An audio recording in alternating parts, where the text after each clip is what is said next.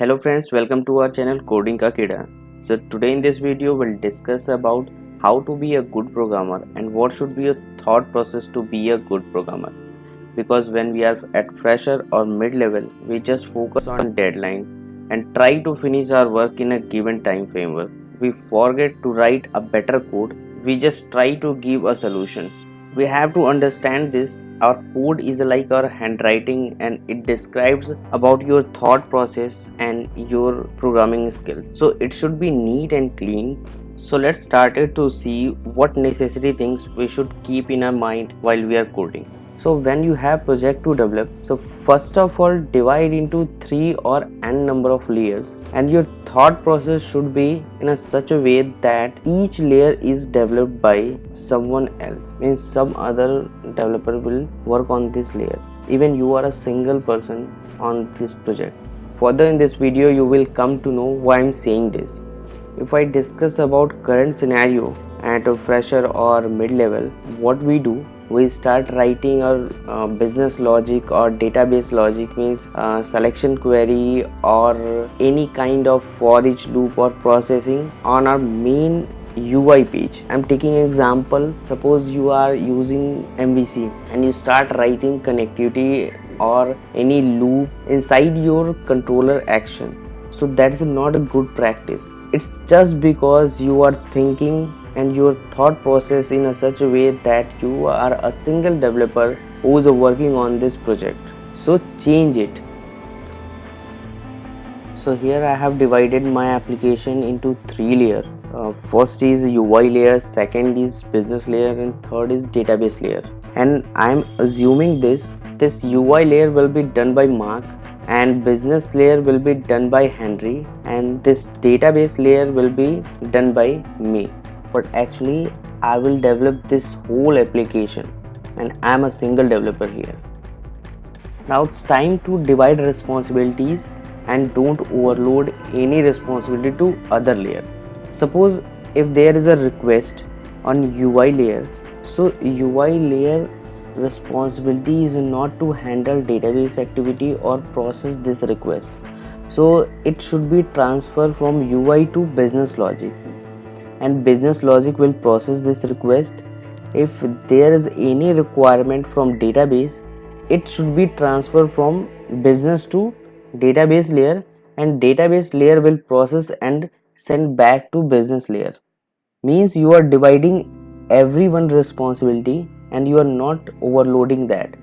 It will happen when I am assuming that each and every layer is developed by someone else. Then only I will write code in my database logic, in my business logic, and in my UI logic, and try to make layer in a such a way that each and every layer should be abstract to each other. Means they don't require to know how you are processing it. Means UI layer don't need to know how you are processing the request. He will just call your function and pass the data, and thereafter you will return the output. So each layer should be abstract to each other.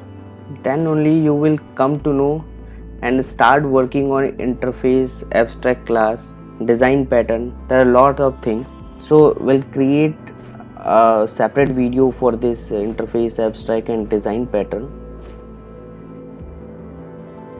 Next, create classes for each and every entity in your project and transfer all related function inside this class. And one more thing, don't make a function too big. Means I have seen so many codes, then start writing a function and they have like thousands of lines.